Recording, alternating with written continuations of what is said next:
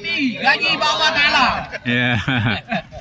Alhamdulillah, semoga menjadi awal untuk menjadi sebuah lembaga ilmu yang akan memberi manfaat untuk masyarakat di Binjai khususnya dan Sumatera Utara secara umum. Ya, nyobi kon jamaah bata-bata tabi kon tara kapula.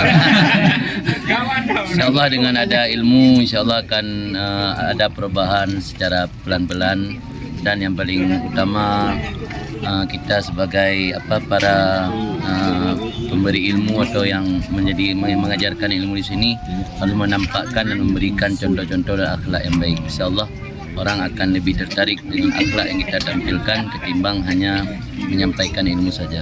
Alhamdulillah, cukup membanggakan. Kamu sebagai orang tua kan sangat bangga melihat perkembangan daripada alumni mendirikan pondok-pondok pesantren hampir sekeliling Medan Sumatera Utara sekarang.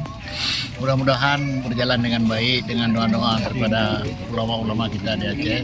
Semuanya ini semoga berjalan dengan sempurna mendidik generasi yang akan datang di bidang keagamaan. Terima kasih. Kita makin semangat dengan Truk Gure, Truk Abi, dan dengan dukungan Rusi kamu dan tokoh-tokoh yang lain, kamu semakin bersemangat insyaAllah. Terima kasih kepada Abu yang pertama sebagai pendukung dan kepada Abi sebagai gure dan juga Abi sebagai pendukung si pupuh yang hana tetap belum lapor atau belum bitai belum musyawarah.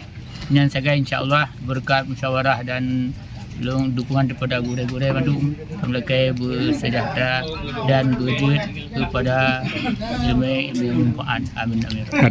Kerja Pak Nabi, gaji bawah Taala. Ya.